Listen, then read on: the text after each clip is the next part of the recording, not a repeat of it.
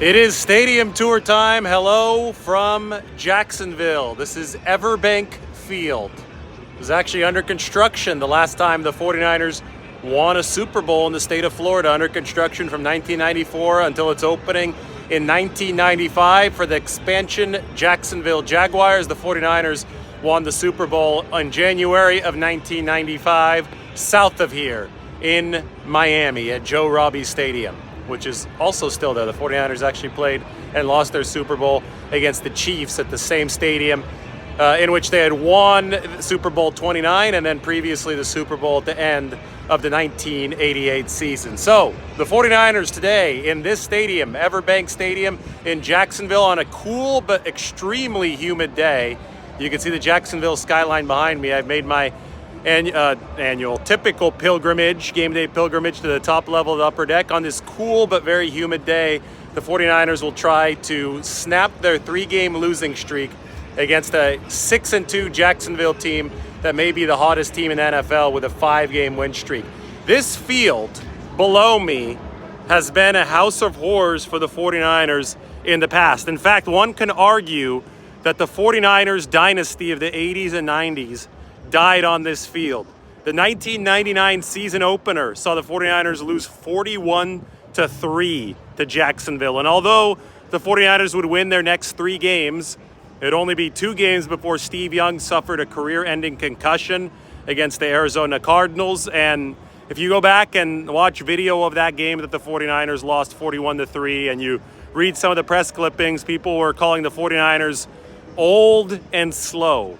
They said they had finally aged out, and you know what? The articles after that game were right. The 49ers finished 1999 4-12. Jeff Garcia actually took over for Steve Young as quarterback.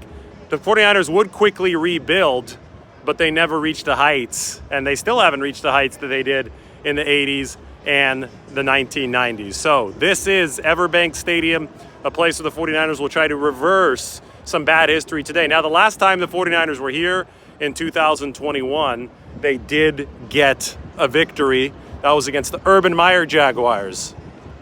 So I love taking you guys around the upper deck. Now, this place was built in 1994 to 1995, opened in 95, and it's already wearing out. You could tell that this, I think that the marine layer here, being obviously so close to the Atlantic Ocean, you could see all the humidity in the air. You could see how it's wearing the seats here at Everbank Stadium. This is formerly called Alltel Stadium and then TIAA Bank Field.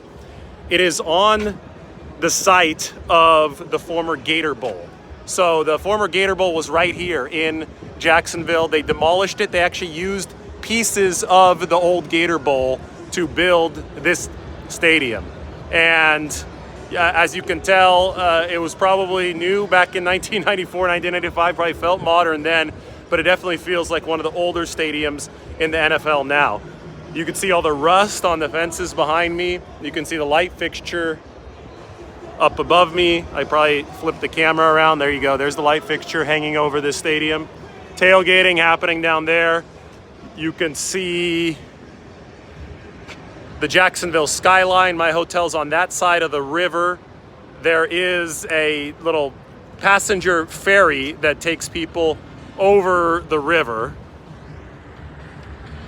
to the stadium, which is cool. Or you could sit in traffic going across the bridge. The USS Orleck is a battleship that was made in 1945 and served in the Navy until 1982 that you could tour. It's right there. And then the minor league baseball stadium, the home of the AAA Jacksonville Jumbo Shrimp, is right there. You heard that right. It is the Jacksonville Jumbo Shrimp. It's not going to rain. It's just extremely soupy weather. Somebody's worried about rain. These aren't rain clouds. This is just humidity here in Jacksonville before the fans are allowed into the lower bowl of the stadium. I think fairly soon the fans are going to be allowed out here. The first 49er is out on the field. That is Willie Snead. I'm using my eagle eyes to tell that's Willie Snead, a practice squad receiver who got the flex up for today's game. Trent Williams is expected to play. Supposedly he's not fully healed, which I think is a little bit of a concern for the 49ers because we've seen Trent play hurt before and it actually hasn't been particularly pretty for the 49ers, right?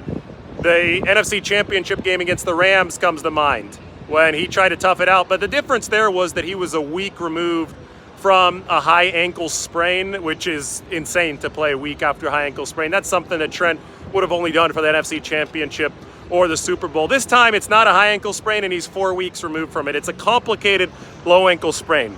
And the reason it's complicated is because Trent Williams is a player who has a history of ankle sprains over the course of his long career. He's already 35 years old. But supposedly, Trent Williams believes that the 49ers need the jolt in the arm. This is a huge game for a team that's lost 3 in a row.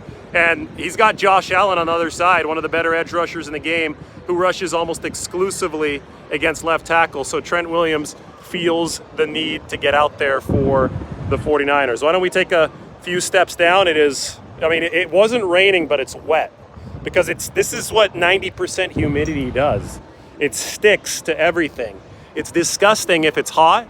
Thankfully, it's not hot. It's in the low 60s, so it actually feels quite pleasant.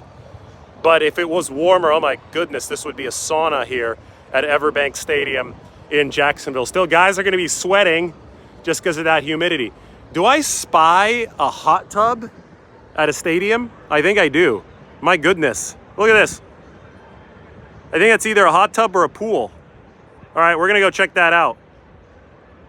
Had no idea that this was here. It's called the fan deck. This is the most Florida thing that I've ever seen. So we're going to go see it. 49ers fans are expected to make up for about 57% of the crowd, according to Vivid Seats.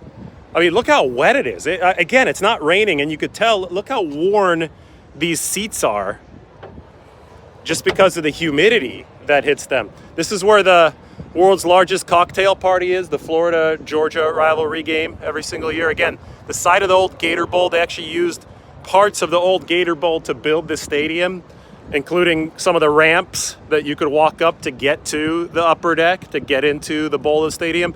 I don't think when the Gator Bowl was here, I don't think they had the pool, though. So you can see the pool's in the middle of the screen. We're walking over toward the pool so I can get a closer shot of it.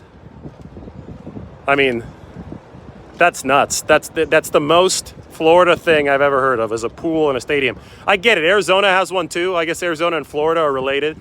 They're the minor league baseball states, or not the spring training baseball states, I should say. But for baseball, you got to pass time. Baseball can get a little boring over the longer stretch. Football, to have a pool at a football stadium with a little lifeguard chair, too, that's crazy. So you can make fun of how run down the stadium is, but you cannot deny the existence of the pool in the stadium. Here I am in section 416. Look at the size of that scoreboard, though. That thing is big. So this is probably the worst seat in the stadium. Let's see what the view is from the worst seat in the stadium. Hey, it's not obstructed. In Chicago, the worst seat is obstructed. At least here, you can see everything. So, not bad. Again, the Jacksonville Jumbo Shrimp, AAA baseball. They play right there. And that must be the facility for the Jacksonville Jaguars. There are 2 practice fields. That's where they have spring training and everything. I'm guessing, I'm not sure, but that right there looks like their team facility. All right, let's go see the pool.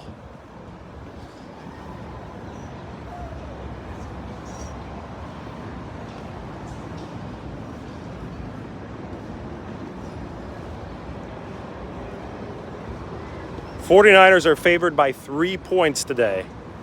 And I think that they're happy to get to Florida when it's not overly hot and humid. I think that 1999 team that lost 41-3 here to mark the end of the dynasty, I think that was a much warmer day because it was earlier in the season. 57% expected to be 49ers fans. All right. There it is. The pool. Let's get all the way down here. So there you have it. An actual pool. And they have bottle service. It's called the Farrah Fan Deck. So they have like little bottle service cabana rooms It's like a nightclub they try to make here, but a day club. It's like a Vegas day club with a pool that has a glass division, a glass window to see the field. So there you have it. I can't say South Florida, but I could say Florida. There'll be a Florida man in that pool at some point.